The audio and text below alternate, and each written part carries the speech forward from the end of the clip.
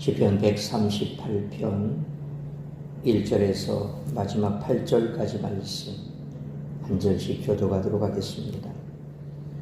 내가 전심으로 주께 감사하며 신들 앞에서 주께 찬송하리이다. 내가 주의 성전을 향하여 예배하며 주의 인자하심과 성실하심으로 말미암아 주의 이름에 감사하오니 이는 주께서 주의 말씀을 주의 모든 이름보다 못하였습니다. 내가 간구하는 날에 주께서 응답하시고 내 영혼에 힘을 주어 나를 강하게 하셨나이다. 여호와여 세상의 모든 왕들을 주께 감사하소서. 그들의 주의 입을 말씀을 들으소서. 그들이 여호와의 도를 노래할 것은 여호와의 영광이 크심이니이다. 여호와께서는 높이 계시고 낮은 자를 더불어 살피시니 멀리서도 평안한 자를 아십니까. 내가 환난 중에 다닐지라도 주께서 나를 살아나게 하시고 주의 손을 펴사 내 원수들의 분노를 막으시며 주의 오른손이 나를 구원하시리이다. 여호와께서 나를 위하여 보상해 주시리이다. 여호와여 주의 인자하심이 영원하오니 주의 손으로 지으신 것을 버리지 마옵소서. 아멘. 기도하시겠습니다. 살아계신 아버지 하나님, 오늘도 하루 온종일 우리의 삶의 도전에서 힘써 일하다가 정한 시간 주님 앞에 나와 예배케 하시니 감사합니다. 이 시간 주 앞에 나와 예배하는 주의 백성들에게 한량없는 은혜를 베풀어 주옵시고, 혹여 오늘 하루 일과 가운데 내 마음을 상하게 하거나 여러 가지 많은 이유로 인하여 마음이 무겁다 할지라도 주님 앞에 나와 싸움에 말씀에 집중할 수 있도록 우리의 마음을 혼란케 하고 힘들게 한 하루의 모든 일들 다 주님 앞에 내려놓기를 원합니다. 때가 되면 주께서 응답하실 것이요, 또한 우리를 긍휼히 여기시고 불쌍히 여기시는 하나님께서 우리의 삶의 모든 근심, 걱정, 염려, 환난까지라도 다 들어 응답해 주실 줄로 믿습니다. 이런 믿음으로 그저 말씀에 집중하는 시간 될 수 있도록 크신 은총 내려 주옵소서. 이 모든 말씀 우리 주 예수 그리스도 이름으로 기도하옵나이다. 아멘.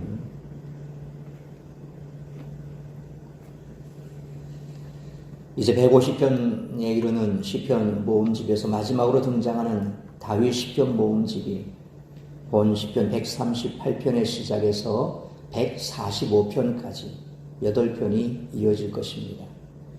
이어지는 146편부터 마지막까지가 시편 모음집 전체를 마무리하는 찬양 시인들 제름을 고려한다면 시편 모음집을 다윗에게 돌려진 시편 모음집으로 끝마치려는 그런 편집 의도를 여기에서도 우리가 읽을 수 있습니다.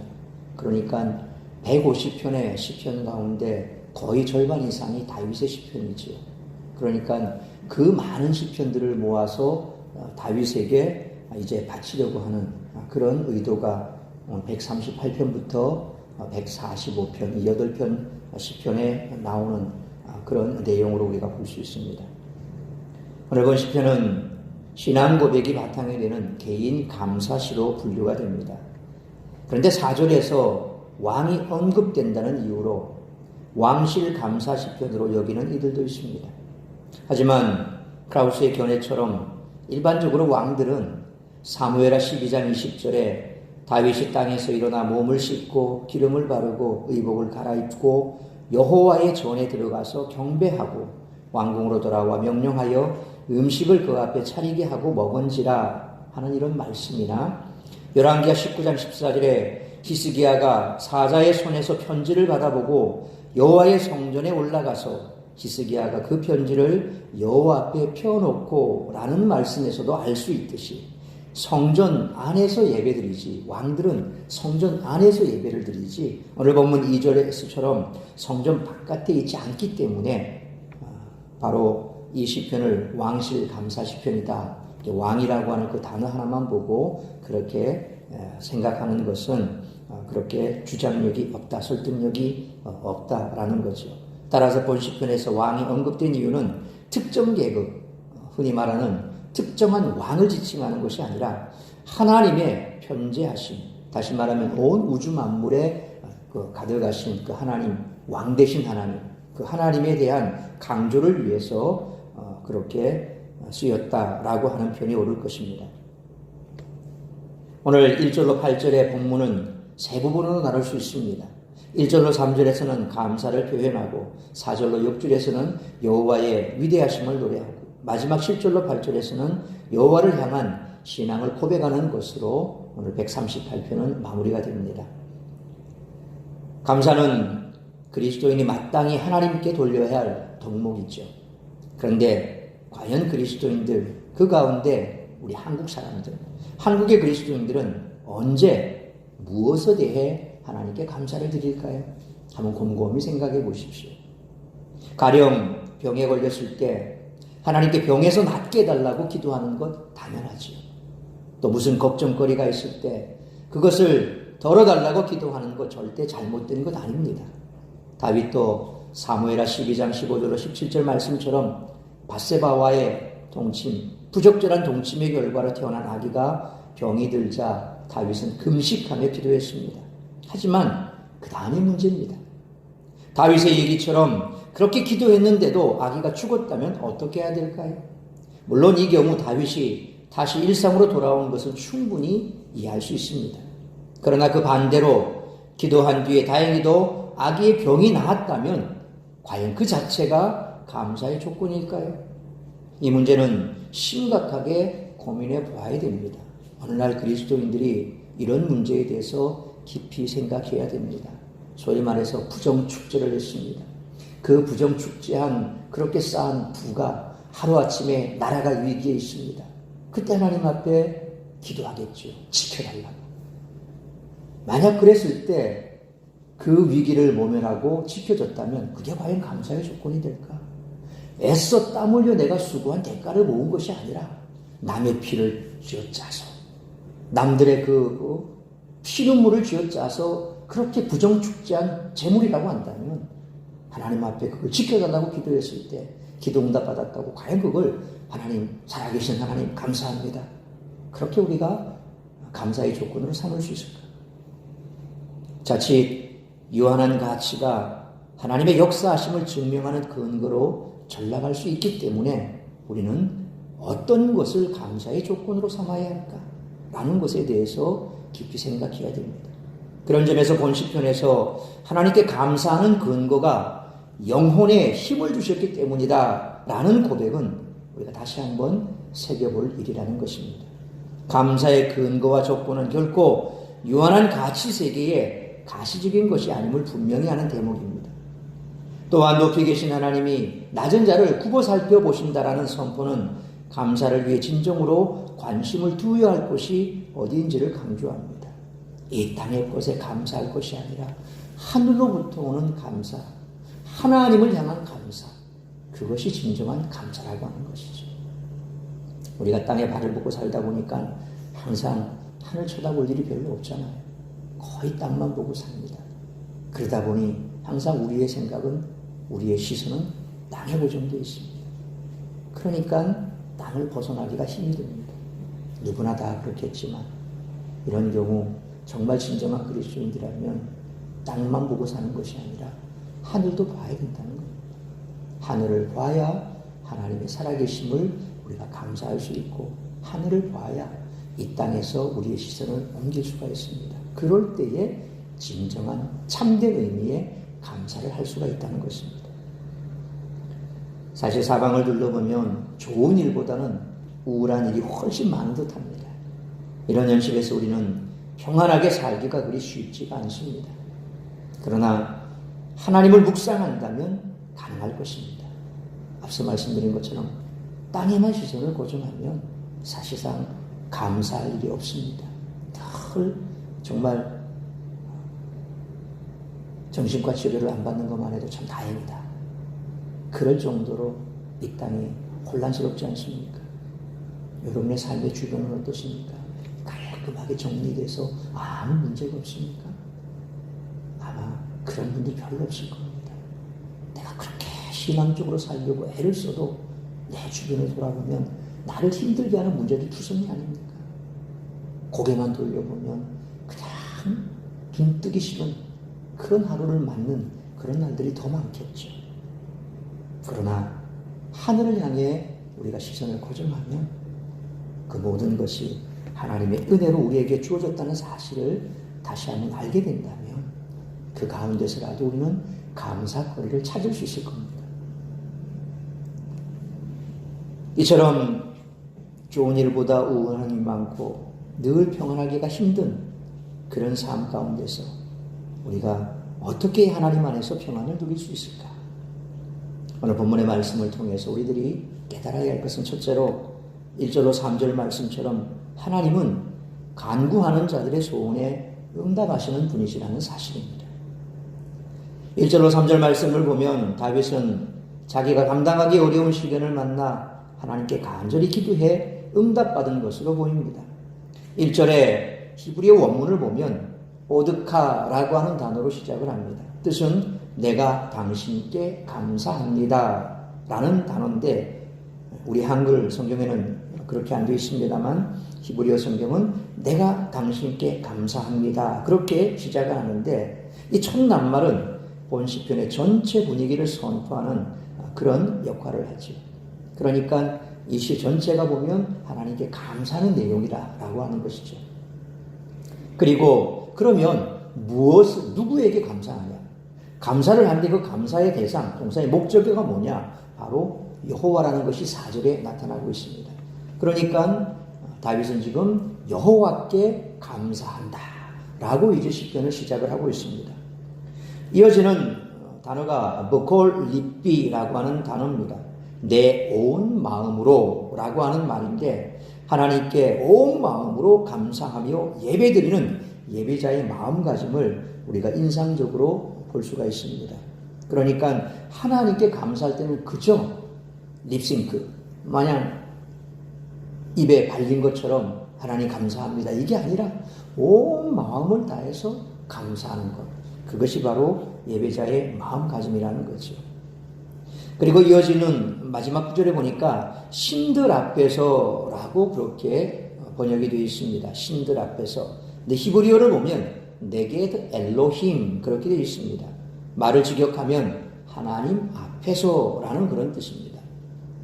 근데 여기에 사용된 이 엘로힘, 우리가 엘로힘 그러면 하나님이라고 하는 사실을 잘 알고 있습니다.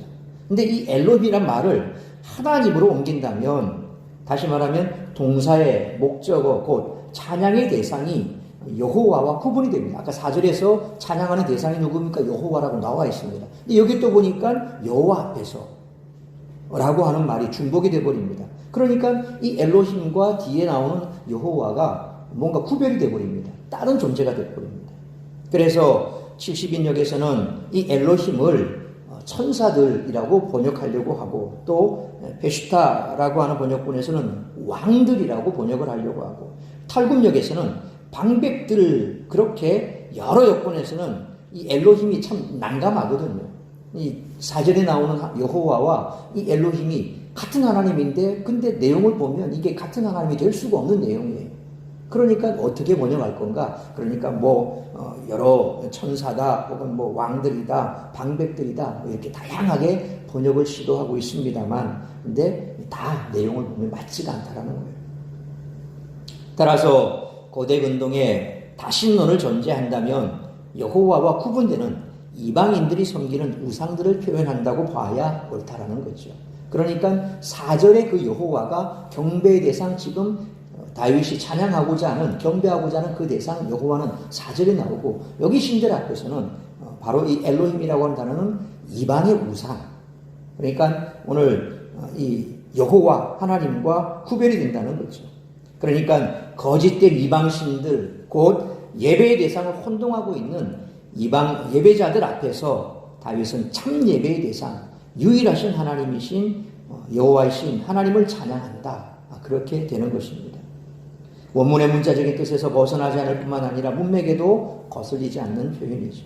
또한 성경 다른 곳에 충분한 지지를 받고 있기 때문에 바로 여기 엘로힘은 그냥 이방의 신들이라고 보는 것이 맞겠습니다. 다윗이 하나님께 감사하는 이유는 뭡니까? 여호와의 역사하심이 세상의 그 어떤 우상, 여기 엘로힘, 그 어떤 우상과도 비교할 수 없이 우월하기 때문에 그렇다는 것입니다. 그런데 2절 하반절에 주의 말씀을 주의 모든 이름보다 높게 하셨습니다 라는 말씀 얼핏 보면 잘 이해가 되지 않죠? 주의 말씀을 주의 이름보다 높게 하셨다. 말씀이 이름보다 높다. 그러니까 말씀이 더 위에 있고 여호와의 성호, 여호와의 이름, 그것은 말씀보다 아래에 있다. 마치 그렇게 보이죠. 주의 말씀은 모든 이름보다 높게 하셨다. 결론적으로 이것은 하나님을 기다리고 그의 말씀을 신뢰하는 영혼들에게 그가 주신 약속의 말씀은 너무 귀하고 강한 소망의 근거가 되어서 하나님의 선하심, 진실하심을 압도할 정도다라고 하는 사실을 나타내는 것으로 우리가 이해를 하면 된다는 겁니다. 하나님의 말씀, 그 말씀은 바로 우리가 그 말씀을 바라고 하나님의 역사하심을 바라고 또 우리가 어떤 문제에 있어서 소망하는 그 모든 것들에 대해서 하나님께서 다 신실하게 이루어질 것에 대해서 우리가 소망하고 바라보기 때문에 그래서 하나님의 진실하심, 선하심 그 모든 것을 압도한다. 그래서 우리가 어려움을 겪을 때, 힘든 일을 당할 때 자꾸 그 문제를 우리가 풀기 위해서 동분서주하고 막 왔다 갔다 하고 해본들 답은 안 나온다는 겁니다. 이미 내 손을 떠나간 문제에 있어서 내가 어떻게 할 수가 없는 거예요. 그럴 때 우리가 우왕좌왕하고 동분서주하면 결국 일만 더 어렵게 되죠. 내 힘으로 어쩔 수 없는 문제 앞에서는 누가 해야 됩니까? 하나님이 하셔야 됩니다. 그러면 내가 할 수 없는 문제를 하나님께 맡기면 그 다음에 우리 뭐 해야 됩니까? 우리가 할 수 있는 일을 또 해야 되거든요. 그게 뭡니까? 말씀과 기도 가운데서 우리의 중심을 잡는 겁니다. 하나님이 어떻게 나를 인도할 것인가? 그건 말씀이 이미 다 나와 있습니다. 하나님이 어떻게 나를 붙드실까? 말씀에 다 나와 있습니다. 그게 약속의 말씀이거든요. 그러니까 그 약속의 말씀은 바로 우리에게 가장 귀한 것이다 라고 하는 그런 의미죠. 그러나 어떤 학자들은 하나님의 이름이 그의 말씀보다 열등할 수 없다라고 주장하면서 본문을 하나님의 말씀과 그 이름의 우열을 비교하는 잘못된 구절이다. 그렇게 얘기를 하기도 합니다. 그러나 이 같은 주장은 극단적인 문자적인 해석에 의한 것이죠. 본 구절은 하나님의 이름과 말씀의 우열을 가리는 내용이 아니라 하나님의 약속의 말씀의 소중함을 강조하는 그런 구절일 뿐이라는 것이죠. 하나님보다 더 자비롭고 위대한 일을 행하는 존재는 이 땅에 없습니다. 하나님의 존재와 그분이 행하시는 일보다 존귀한 것은 이 세상에 없습니다. 지금도 하나님은 당신의 인자하심과 신실하심을 굳게 믿고 고통스러운 상황에서도 당신께 간구하는 자들의 소원에 응답하시는 줄 믿으시길 바랍니다. 그래서 고통과 고난과 환난 가운데 있을 때 우리가 하나님 앞에 맡겼다면 그 다음에 하는 것은 바로 하나님 앞에 우리가 기도하고 말씀 가운데서 우리의 중심을 잡고 그리고 더 말씀 가운데 우리가 붙들린다면 흔들릴 이유가 없다는 겁니다. 중심 추가 가만 딱 있으면 오뚜기 아시잖아요. 오뚜기 보면 별것 없어요. 동그란 원 밑에 무게추를 하나 넣어놨어요. 그러니까 이 무게추가 있으니까 항상 어떻게 잡아뜨려도 바로 섭니다. 우리 말씀의 중심에 있으면 어떤 고난이 와도 넘어지지 않습니다. 이제 새벽마다 욥기 말씀을 우리가 살펴보지 않습니까? 지금까지 이제 이 욥이 계속해서 어려움을 이제 당하는 그런 장면으로 끝이 났습니다만, 그래서 어쨌든 욥은 그런 가운데서도 그의 중심을 하나님께 두었다라는 거죠. 그렇기 때문에 모든 재산이 다 날아가 버리고, 그리고 자녀들이 다 죽어가는 그런 상황에서도 주신 이도 여호와시니 취하신 이도 여호와시니 그저 여호와께 감사할 뿐이다. 지금까지 나를 누리게 하신 그 여호와께 감사할 뿐이다 라고 고백할 수 있었던 게 뭡니까? 바로 이 믿음의 중심이 바로 서 있었다. 그 중심은 바로 하나님의 말씀이라는 것입니다. 세상이 다 변해도 하나님의 자비하심과 약속의 말씀은 변하지 않는다는 진리를 우리는 믿어야 할 것입니다. 그런 믿음이 있어야 세상이나 사람을 의지하지 않고 오직 하나님께 나아가 도움을 요청하며 간절히 기도할 수 있습니다. 그러므로 간구하는 자들의 소원에 응답하시는 하나님께 항상 감사드리는 우리 모두가 되시기를 축원합니다. 두 번째로 4절로 6절 말씀처럼 하나님은 낮은 자들을 살피시고 보호해 주신다는 것입니다. 다윗은 하나님이 하늘 높이 계신 우주적인 하나님이심을 고백합니다. 4절 5절 말씀처럼 세상의 모든 왕이 하나님을 찬양할 것인데 그 이유는 하나님의 말씀과 그분이 인도하시는 방식들이 무한한 영광을 나타내고 있기 때문이라는 것이죠. 다윗은 6절 말씀처럼 바로 이 우주적으로 높으신 하나님이 바로 자기같이 비천한 자를 굽어 살피시며 보호하시고 도와주신다라고 고백을 하고 있습니다. 이는 요한하고 가시적인 세상의 가치를 뒤집는 일이며 예수 그리스도의 성육신까지 이어지는 성경의 핵심적인 가르침이 바로 그것입니다. 하나님께서 얼마나 우리를 사랑하셨기에 독생자라도 이 땅 가운데 낮고 낮은 인간의 몸으로 오게 하시고 우리를 대신해서 십자가에 죽게까지 하시고, 그러니까 하나님께서 얼마나 우리를 사랑하시는지 우리가 바로 하나님께서 행하신 그 모든 일들을 보면 알 수가 있다는 것입니다. 그렇습니다. 하나님은 우주를 창조하시고 운행하시는 영광스러운 분이십니다. 동시에 비천하고 의지할 곳 없는 당신의 백성을 불꽃 같은 눈으로 살피시며 보호하시는 분이십니다. 모든 사람은 하나님 앞에서 연약하고 부족한 존재입니다. 창조주로서 절대 권능을 가지신 우리 하나님은 당신을 의지하는 하나님 백성, 하나님 자녀에게 친히 아버지가 되어주사 항상 살펴주시며 보호해 주신다는 사실을 믿으시길 바랍니다.